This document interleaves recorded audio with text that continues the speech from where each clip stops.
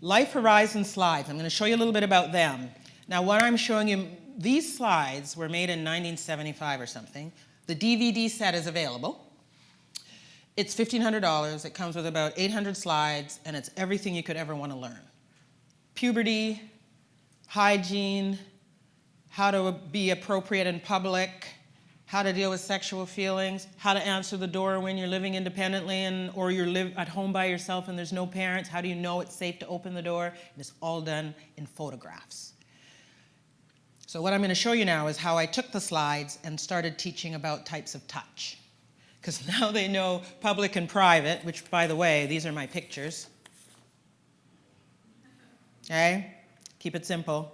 One person, more than one person, it's public, private. And so we looked at these different kinds of touch. And then they had to tell me what kind it was. So what kind of, could this be a loving touch? Who do you think these people are? Grandpa and child, and in this day and age, that could also be dad. I know we laugh, but it's true. And does the girl look happy? Does he look like he's enjoying himself too? So it looks like a safe touch?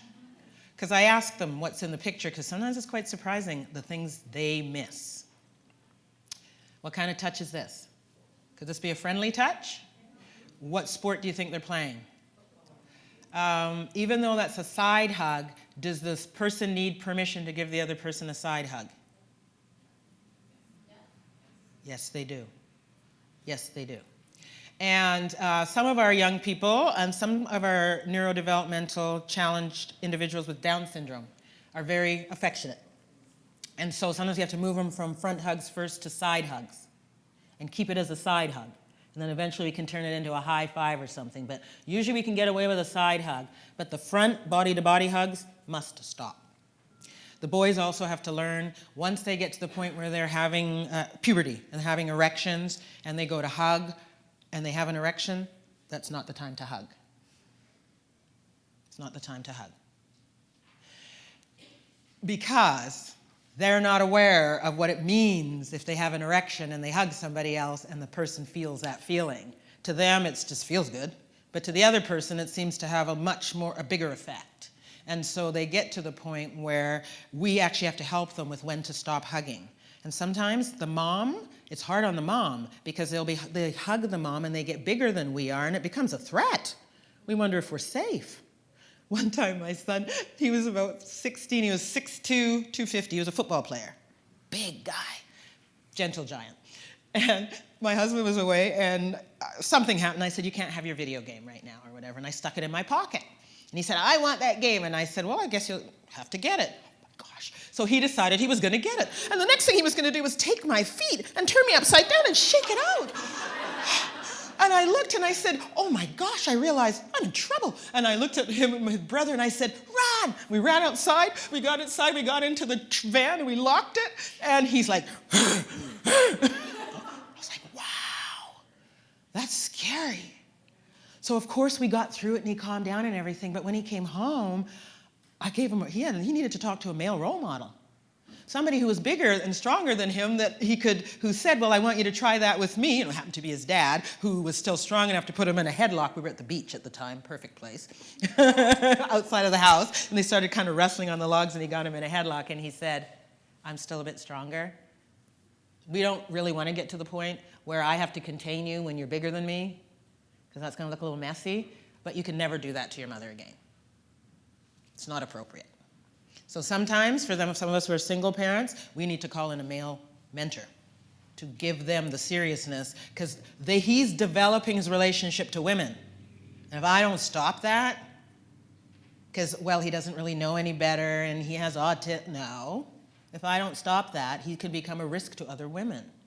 He was so large, poor guy, in his physique, that at the age of 13, he was no longer allowed to raise his voice with women. He just couldn't do it anymore.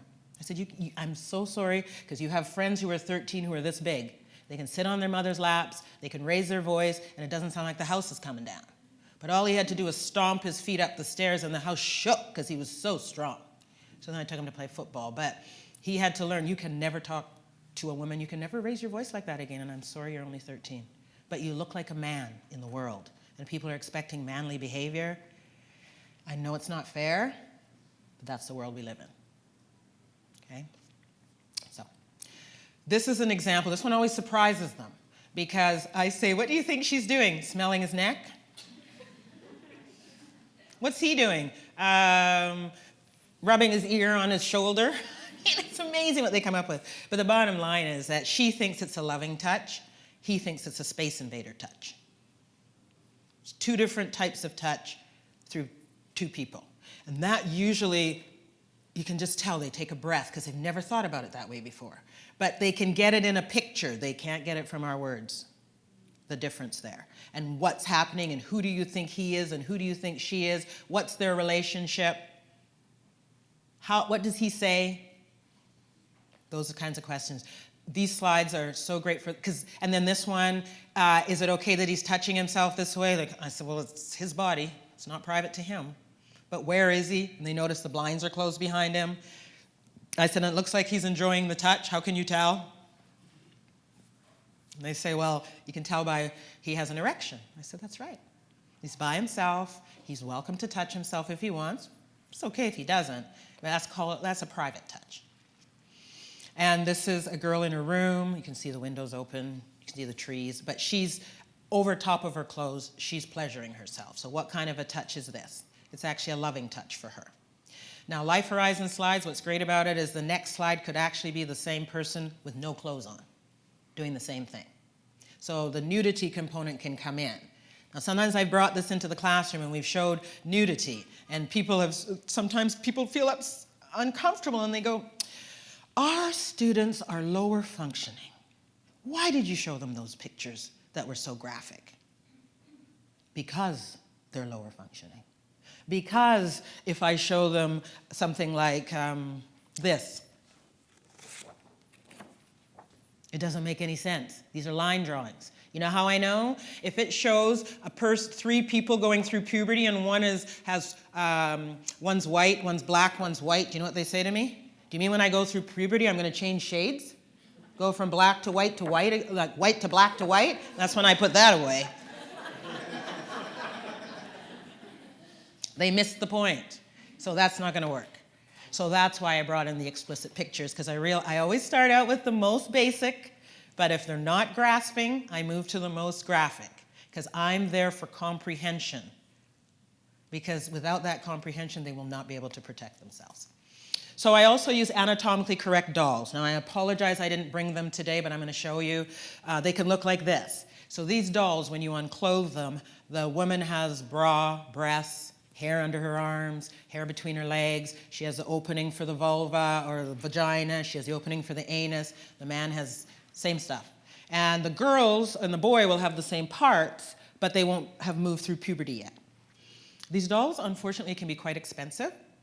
Some of you know about the Let's Talk About Touching program. So you might already have some dolls in your school that are anatomically correct enough that you could use. If not, you want to check out Sunny Hill Sexual Health, Sunny Hill Education Resource Center online. Or Canuck Autism Network. They both have dolls and things that we can borrow. What I like is that some of their dolls are different cultures. So you can see Afro-American, Asian, you can see different cultures. The other thing I like is that they have male adult, male teenager, boy. Female adult, female teenager, boy. The female teenager has a little bra with a little bit of breast. She has her underwear. There's a little pad in the underwear. And what I also like is that I can take because sometimes our children can't tell the difference of age between people, and that's why they're making social mistakes. They can't see it. So when we take those three dolls and say which one's the adult, which one's the teenager, which one's the child. And then we look at how does the adult male respond to the boy? What's appropriate interaction between the adult male and the teenage boy? And at first we may use words, but then we start to look at sexual touches and things to look to see if they can pick up what's expected and unexpected behavior. Then we might look at the adult male to the teenage girl. We put those two together to have an interaction. And I might give them one doll and I have the other. And we're interacting as if we're those dolls. Because we can't use role play just between them. It's too personal, this topic. So as soon as we put anatomically correct dolls there, they speak through the dolls. We're still getting their ideas, but it removes the personal nature of it. And it's very valuable for, let's say that this is a teenage guy coming to get the teenage girl to go out on a date, and then dad is at the door. And he doesn't like guys coming to see his girl. So how's the teenage boy gonna deal with this? And we take the dolls and we puppeteer. It's very fun. And then after we puppeteer and figure out how the teenage boy would act with the dad, then we can I can put on a cap and pretend I'm a dad, and he pretends he's the teenage boy who's coming to ask on the date, and then we role play it. And he's able to say, hello, like that. Because my son, who is really large, he looked 25 at 13. He's going over to do homework with a grade 9 girl at her house. I said, I better come with you. They're not gonna let you in the house. And sure enough, we got there, they opened the door, and you can just see the mother and the little sister. I said, this is my son, he's 13 years old. I said, I better come, they're not gonna let you in. So imagine, I don't know why, but many of our children on the spectrum go through puberty earlier. Like it's the last thing they need, but it happens. And they look older than they are, and honestly, that just makes things harder. So incidental teaching, they might reach out and touch somebody's breasts, and then we have to take them aside and explain it. So I had a guy who had seen somebody breastfeeding at the mall. What are they doing? Now, there's another public-private rule that gets, what do we do with that? It's an exception. So he didn't say much, but the next day he went to school, and he went up to his teacher with fairly large breasts and said, I wonder how they taste. They kicked him out for 3 days. He's 17, right? So they called Joy. So I come over and I realize he wants to learn about breasts. And I go home and I say to my husband, he needs to learn about breasts. I think I have to go to that Whispers place and actually get some breasts. And he said, I think every 17-year-old boy needs a pair of breasts. Because he's a music teacher, so he's totally out of context. He's hilarious. And I said, well, I don't know if I would put it that way. But anyway, so I did. I got a poster that looking at breasts, one that said okay and one that said not okay. And the one that said not okay, the poster, was pictures of the internet of just, you can't even talk to the person because all your eyes are on their breasts. And then the other one that showed women in evening gowns and all the different places that the guy could look besides at her breasts. And he had them in his room, okay, not okay. And with his parents' permission, we did get him a pair of breasts. And he could only wear them in certain parts of the house, and he wore them on and off. And by the end of the 2 weeks, it was done. He knew all about breasts, he knew about babies, he knew about breastfeeding, he knew about different sizes, he knew about bras. Never happened again. You just want to know about breasts. Now, we assume he's 17. For Pete's sake, he's been in the school for 5 years. He must have seen a couple. But that doesn't mean he knows anything about them. Then I had a girl come in who learned about breasts, and she was being sexually, she was maybe 20, but she'd been through sexual assault, sexual abuse. It was just really frustrating for her. We went back through these pictures and did puberty all over again. I always revisit puberty. I don't know what they picked up or didn't pick up as they were going through it. I always go back. And when she saw the picture and it had different sizes of breasts, she was so relieved when she realized it wasn't her fault that her breasts were the size they were. It wasn't her fault that those breasts were gathering attention. She didn't do anything wrong. Those are just the way they grew. And it's okay. And she was so relieved because she thought she was bringing that on. She didn't know that we don't really have much say over how they grow. They just grow. So this is an example of sometimes we want them to learn certain things, and we have to look at what we're doing and what we're teaching. So this is where a staff leaves the bathroom door wide open, facing the hallway. It's busy, right? And they're directing the student to take your clothes off. You got to get changed. The door's a little bit open. And what the client learns is it's okay if anybody sees my body. When somebody tells me to get undressed, I should just do it. It doesn't really matter. My feelings aren't important. My body's not private. That's what they learned. We're just trying to get through the day. So preferred response, staff helps student gather the needed supplies, stands outside the bathroom, the door's cracked, barely open. Some schools, if they have a lot of individuals who need toileting, sometimes they find the door is that you have to lock is just too fixed, and sometimes they'll put a curtain instead of the door. And because these individuals all need assistance with toileting at this time, or there'll be one stall that has a curtain and the staff member's always there and the curtain comes around enough that there's complete privacy. Because if we don't teach them privacy, they can't give it. And so I've been in classrooms where it's really, really hot, and we're talking about all this, and the teacher says, can we open the door? And I say, no, we can't. If we open the door, we just completely blew the concept of privacy. We can't open the door. We're all going to sweat because it's that important. So in this case, what happens is, the staff assists, reminds the client that things are private. The client learns I'm in control. Take my clothes off in a private place. My feelings are important. My body is private, and I feel respected. Okay.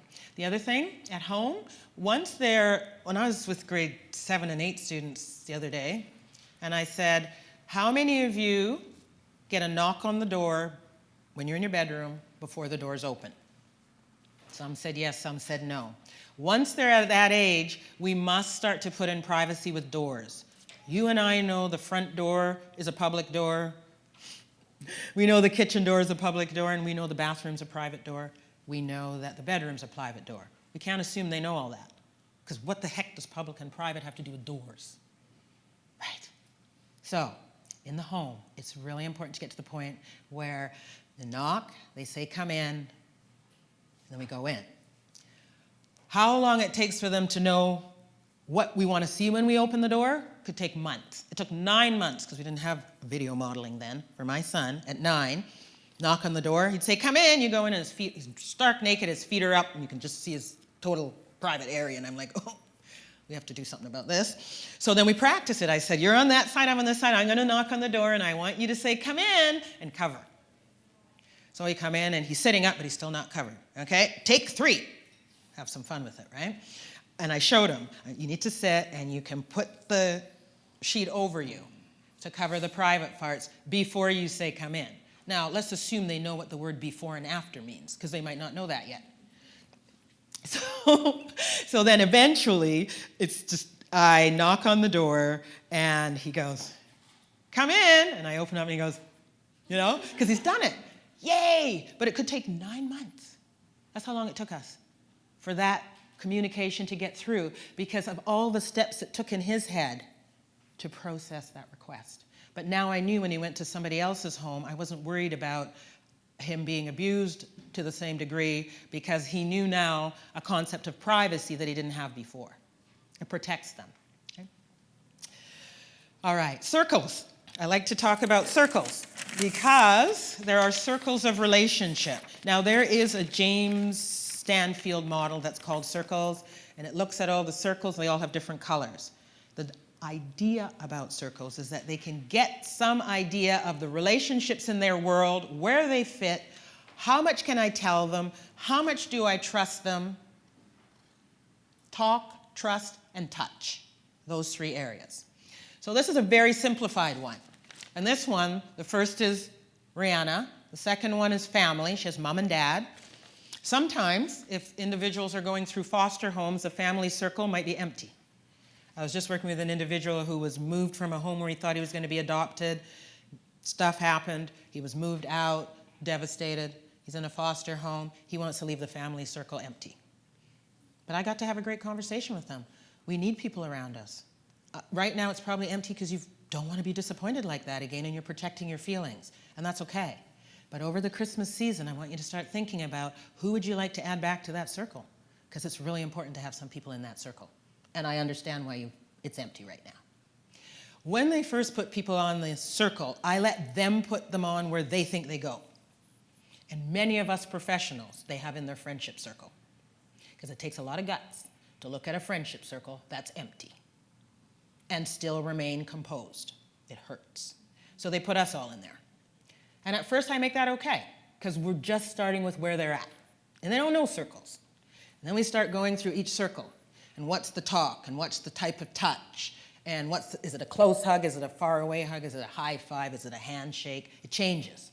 And then there are those of us who are community helpers. We're strangers to them.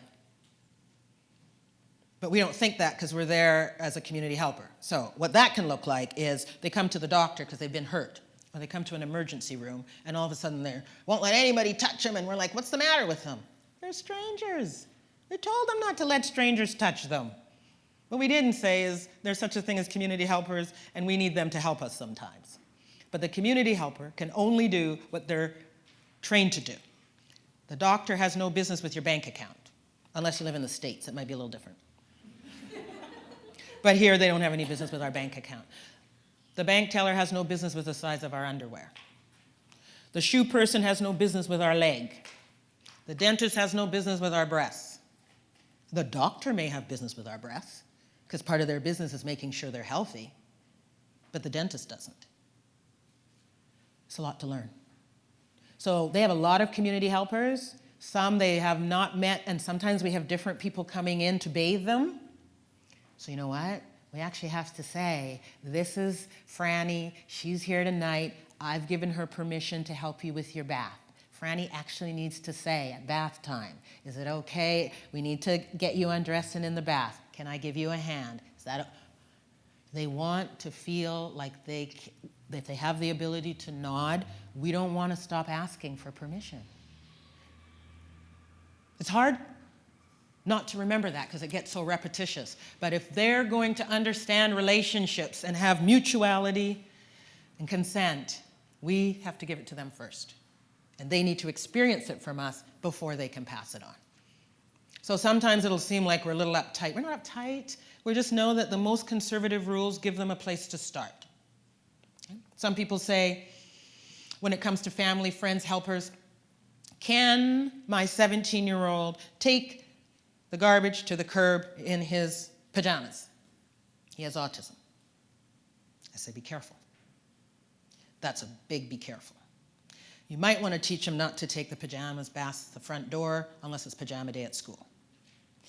Because I've had situations where the 17-year-old has the pajamas and they're kind of flimsy ones, and you know what 17-year-olds' bodies are doing first thing in the morning? Sometimes up, down, exercises are happening. He's taking the garbage to the curb, put it down, springs a woody, has an erection. At the same time as the 9 and 10-year-old girls are going by to school, and he said, there's neighbors. He says, good morning, have a great day at school. Some onlooker sees this 17-year-old with an erection in his pajamas talking to 10-year-old girls while he's putting out the garbage. Who do you think they call? The police. So sometimes we're conservative, and it's not because we're uptight. Because if he learned never to leave the house with those thin pajamas, unless it's pajama day at school, we wouldn't run into those situations. Because he's not a criminal.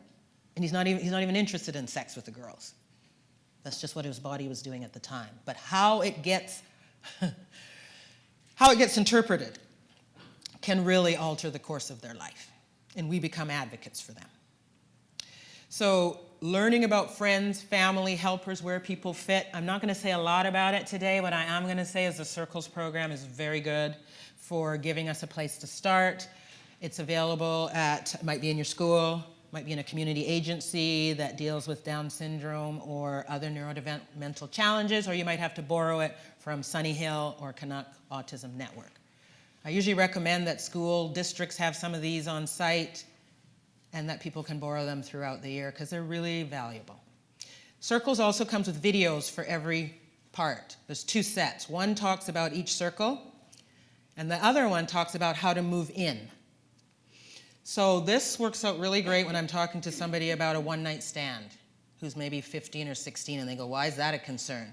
And the concern is that they've taken someone that we would say is a stranger in a way, and they've brought them into like the family circle in less than 24 hours.